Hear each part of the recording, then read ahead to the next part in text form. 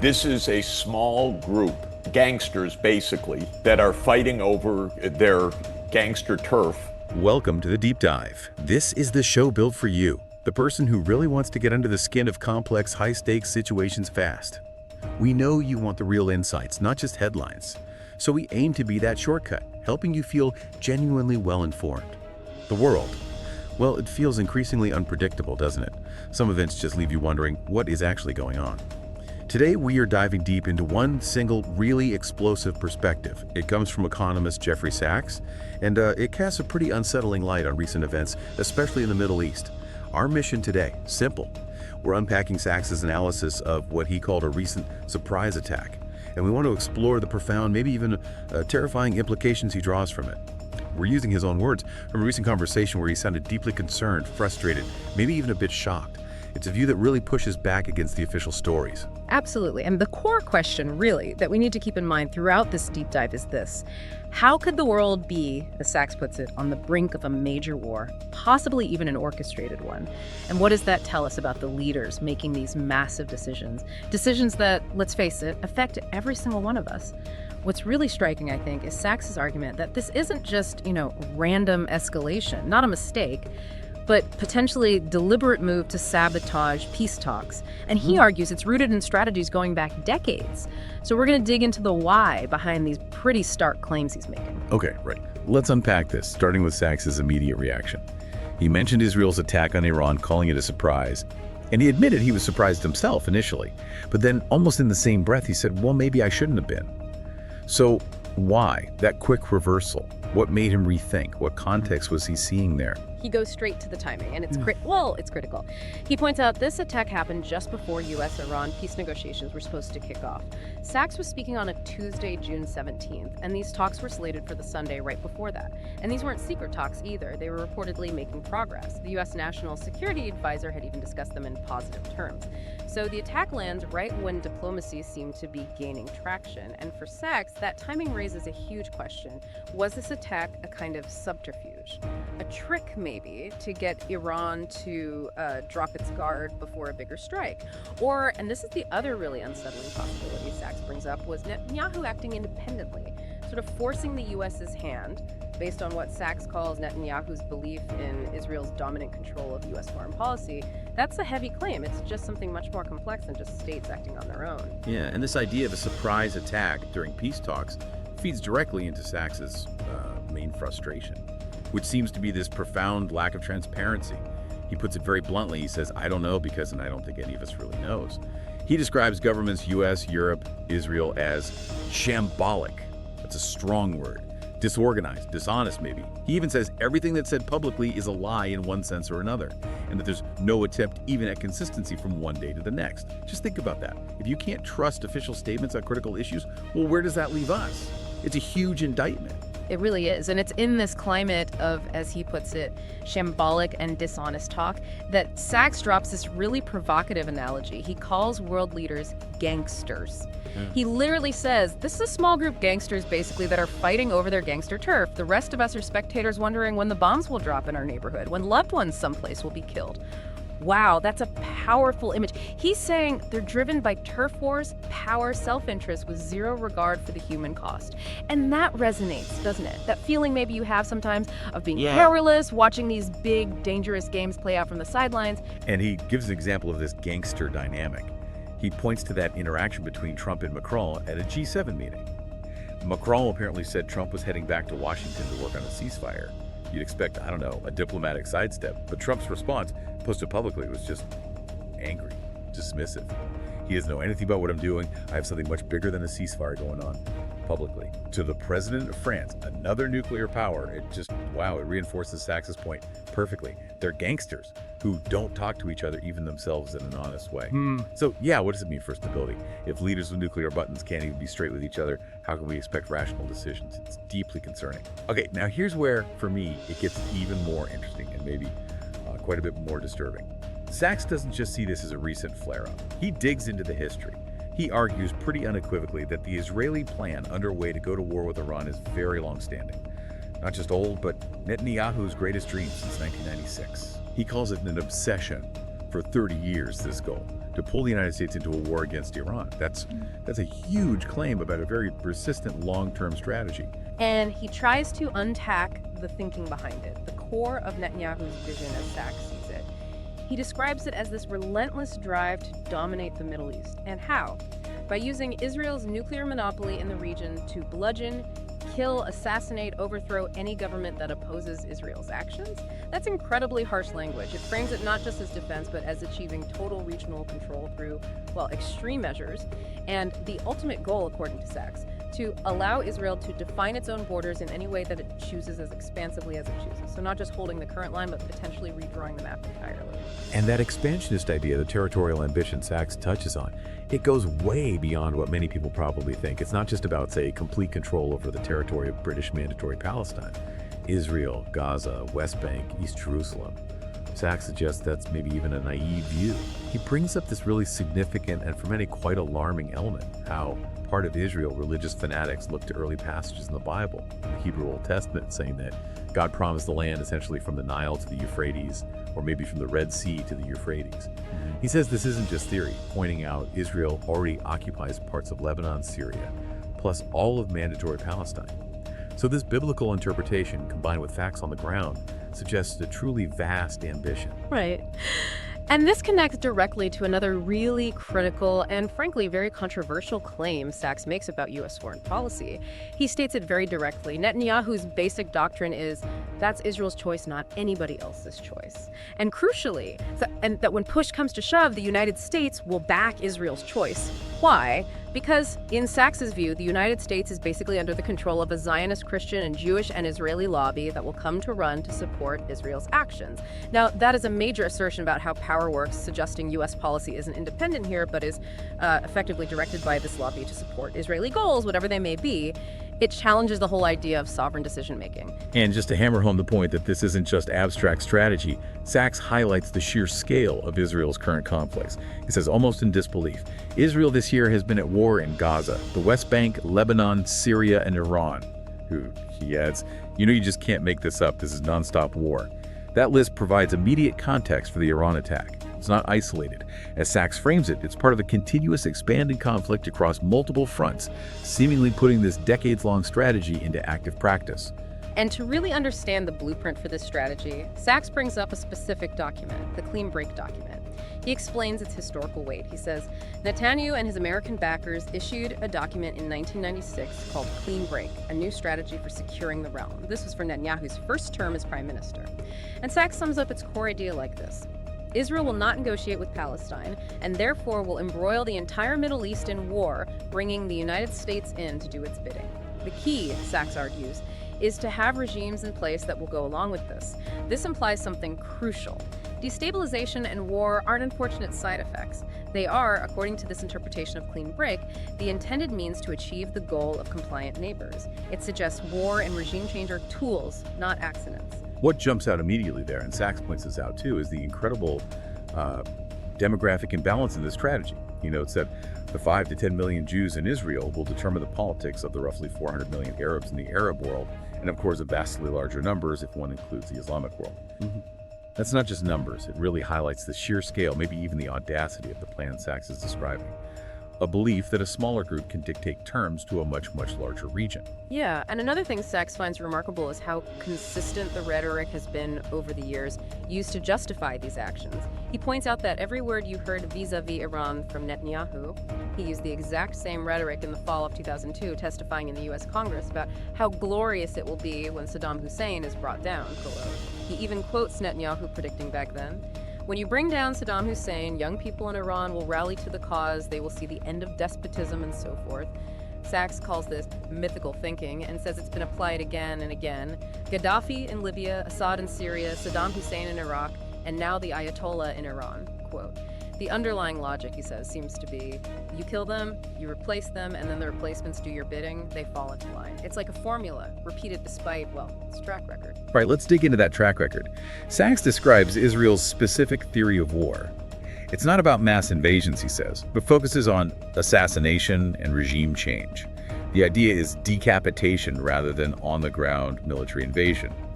Take out the leader or the leadership group and hope the whole structure collapses and a friendly one takes its place. sort of surgical in theory. And he explicitly names Mossad, Israel's intelligence agency, as central to this. Sachs says, quite starkly, Israel is an assassination machine to a large extent. Mossad is an assassination organization to take out leaders that it opposes. So the strategy relies heavily on covert ops, on the belief that removing key individuals is the most efficient path to political control, avoiding messy occupations. Okay, but the crucial question Sachs raises is, has this approach actually worked historically? Let's look at his examples. Libya, after Gaddafi was killed. Sachs says, Libya fell into nonstop violence since 2011, into open war, not into vassalhood of Israel. Not exactly a success story for stability or compliance. What about Somalia? Somalia fell into chaos. Sudan, after intervention. Sudan not only fell into two, but each of those two parts is in civil war today. Lebanon, Syria, Iraq, places where similar strategies were tried. Sachs's conclusion is pretty damning. He says history has shown aerial bombardment does not lead to regime change, first of all, and second, even if you do assassinate leaders, maybe you can go or delay their actions a bit, but you don't get the kind of political control that you believe that you will. Okay. So it's a fundamental challenge to the core idea. The method consistently fails to deliver the promised outcome, yet it persists. Yeah. Well, and interestingly, Sachs links this whole strategy, decapitation, regime change, not just to Israel, but also to the U.S. He notes the U.S., with only 4% of the world population, tries to manage the globe. It uses its huge military network, sure, roughly 750 military bases in 80 countries. But he argues that's not enough. The U.S. also has to rely on something more efficient. Regime change. Because, as he puts it, the U.S. doesn't have the manpower to put its Roman legions all over the world. So it needs compliant governments that fall in line with it. And here he even calls European nations vassal states, suggesting they operate within this U.S. sphere. It fits, he says, an old imperial model. You put satrapies in, or you put local vassal states in, because you can't really occupy every place if you have your eye on global control. It's about projecting power efficiently, if controversially. Which brings us back to the present and how leaders talk about all this. If this is the underlying strategy, how is it presented? This is where Sachs starts talking about the surrealistic nature of Western diplomacy. He looked at recent G7 statements about de-escalating in Ukraine and Iran, and he just found them not very genuine. Why that feeling? Why this sense that the public words were just hollow? Just another lie, as he put it. Well, think back to that Trump-Macron example again. Macron talks ceasefire, a de-escalation move. Trump's reaction: angry dismissal, publicly refusing to even consider reducing conflict. So Sachs asks the obvious question: what exactly is de-escalation if you're not willing to consider reducing the conflict? It shows this huge gap between the official talk tracks and the actual intent. It points to maybe a deliberate use of language to obscure reality, not to clarify it, saying one thing while clearly intending another. And Sachs argues this comes from a deeper mindset, one he finds really dangerous today. He calls it the imperial powers mindset, still held by the US, UK, France, this belief that we determine the bottom line, that they determine the outcomes of a conflict. And he stresses they hold on to this even though we're now in a post-imperial, post-Western imperial world. So you've got this mismatch, the old, maybe arrogant mindset, trying to operate in a world where the power dynamics have fundamentally shifted. That seems like a recipe for trouble. Definitely. And within that mindset, Sachs identifies an unspoken part of the diplomacy, especially concerning the Middle East, that he finds truly disturbing. He talks about Israel's claim to have its say in way in the Middle East in terms of territory, in terms of crushing, even exterminating the Palestinian people, if that's what it came to. And he adds, really chillingly, that he thinks they would not hesitate to do it as they have shown in Gaza. This suggests a horrifying subtext beneath the polite diplomatic language. A potential willingness to go to extreme lengths, even genocidal ones, that isn't publicly acknowledged, but in Sachs's view, might be driving policy that's profoundly disturbing to consider. And following from that, the public rhetoric becomes, in Sachs's word, Orwellian, just completely divorced from reality. He points to the immediate reaction after Israel attacked Iran. It wasn't, hey, Israel shouldn't have done that. No, the line instantly from Western leaders was, Israel has the right of self-defense. Sachs just scoffs at that, saying it doesn't even pass the propaganda test for 5 seconds. It's flipping reality on its head. The attacker becomes the defender. A total distortion. And he gives the specific example of what he called an absolutely shameless presentation by the Danish ambassador at the UN Security Council. He said he nearly fell off my chair. What happened? The ambassador, speaking for a European country, didn't even mention that Israel had attacked Iran. This was the day after what Sachs calls a unilateral, unprovoked attack, right when nuclear talks were happening. The only thing the ambassador said was that Iran was out of compliance with the IAEA, the nuclear watchdog. But, as Sachs points out, this completely ignores the massive elephant in the room. Israel isn't even a signatory to the IAEA and is the nuclear power of the region and never allows inspections. That level of double standard, omitting the core event, selective blame. It shows a diplomacy that seems fundamentally dishonest. Yeah, and you can feel Sachs's frustration boiling over here. He doesn't hold back his assessment of the G7 leaders. He says this G7 is pathetic. These are children that have no respect for us as citizens. They don't know how to play together. But they have their hands on the nuclear arsenals that can destroy all of us, and we don't hear an honest word about it. That captures the sheer terror, really. The idea that people with the power to end the world are acting, in his view, with such immaturity, dishonesty, and disregard for the consequences, it's not just incompetent, it's existentially dangerous. But let's bring it right back to the immediate danger. Sachs stresses that this surprise attack during negotiations on nuclear reactors in Iran should have made everyone very, very alarmed. An attack on nuclear facilities is incredibly risky, but he saw a muted reaction globally, kind of like how attacks on Russia's nuclear warning systems were also downplayed. Instead of alarm, he says European leaders just blamed Iran, echoing Netanyahu's line about Israel's right to defend ourselves. And they echoed Netanyahu's other claim, the one that seems almost unbelievable, that after destroying the government of Iran, the people there would welcome it as a liberator. This narrative keeps getting pushed. Which leads to the obvious question. Do they actually believe this stuff? The liberation narrative, the effectiveness of the strategy? Sachs seems to think, yeah, they do believe it because it's their strategy, it's not merely their tactic. It's something they've repeated for 30 years, built an apparatus around.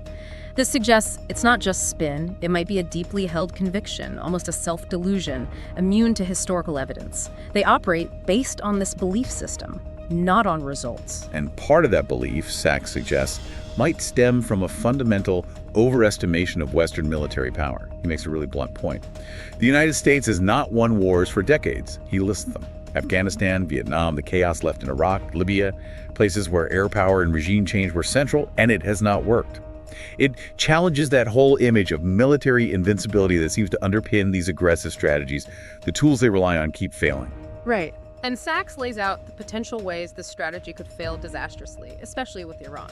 First, just straight military defeat. Israel, maybe even the US, might not have the wherewithal to defeat Iran, especially given what he calls those vastly exaggerated estimations of Western military power. Second, it could backfire spectacularly on the nuclear front.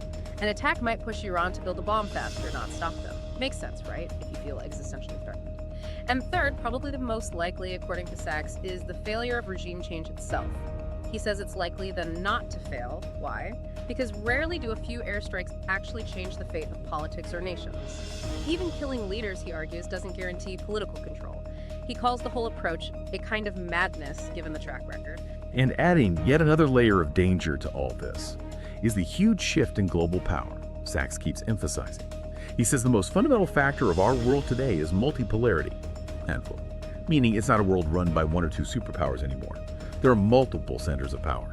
And in this new reality, Sachs argues, the West, the G7, do not run the show and do not have the decisive military advantage to run the show. But their mindset, that imperial belief that they do run the show, hasn't caught up. So they're using an old playbook in a completely new game. Dangerous. Extremely dangerous. Because this multipolar reality, combined with this aggressive, maybe delusional strategy, is pushing us closer, Sachs warns, to the ultimate nightmare. Nuclear annihilation. Why? Simply because we have nuclear arms all over the place. And Iran isn't isolated. It has backers like Russia and Pakistan who are also nuclear powers.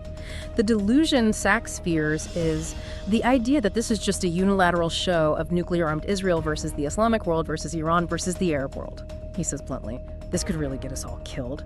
It's the horrifying endgame of miscalculation, hubris, and failed strategies in a world bristling with nuclear weapons. You know, one thing that really struck me listening to Sachs was his own admission of, well, naivete, as he put it. He said he constantly overestimates the idea of a rational response to our circumstances. And on the flip side, he underestimates the hubris, the arrogance, the hatreds, and the readiness of people like Netanyahu to bring us to the brink of nuclear Armageddon. That felt less like academic analysis and more like genuine disappointment, maybe even despair from someone seeing irrationality driving us towards disaster. And maybe the most chilling point Sachs makes, the one that adds this really bizarre, unsettling layer to everything, is about a specific group of people. He talks about a group who looks at the prospect of nuclear Armageddon and shrugs their shoulders and says, well, that's all biblical prophecy in the book of Revelation. A book. He says he gets emails from American Christian evangelicals, who are the major voter base for Israeli extremism, explaining that the darker things get, the more these are signs of the times of the coming Armageddon. And the implication for you listening is stark. These aren't just a few outliers. Sachs says this is terrifying, and there are millions of American voters like that. Weird as can be, I have to say, but actually that's the fact. Okay, Joel. It suggests there's a powerful political force influencing policy that might actually welcome escalating conflict as a sign of the end times. That adds a whole other level of irrationality and danger to the mix. Wow. Okay, so this deep dive has definitely brought a really profound level of concern to the surface. The picture Sachs paints is stark. This idea of a decades-long, unwavering strategy driving us towards conflict, combined with leaders who seem disconnected from reality and backers who might even welcome Armageddon. Yeah. It's chilling. Truly chilling. Yeah, and if you step back and look at the bigger picture here, it really forces you to ask, what does it mean for us, for you listening, to be, as Sachs put it, spectators? Spectators, while decisions about war, potentially nuclear war, might be driven by these historical obsessions, by failed strategies, by lies, maybe even by apocalyptic religious beliefs. It's not a comfortable thought. The implications for our collective future, our safety, they're huge and frankly pretty terrifying based on this analysis. So maybe the final thought to leave you with is this. If Sachs is even partly right about this gangster dynamic among leaders, about their reliance on failed ideas, about the influence of these strange belief systems, what's our role? What's our responsibility as citizens who want to be informed? How do we push for honesty, for consistency, for a path away from what Sachs warns could get us all killed? How do you even navigate a world where a surprise attack near nuclear sites isn't just a shock, but might actually be, according to this perspective, expected, or even desired by some powerful actors? That's something profound to think about.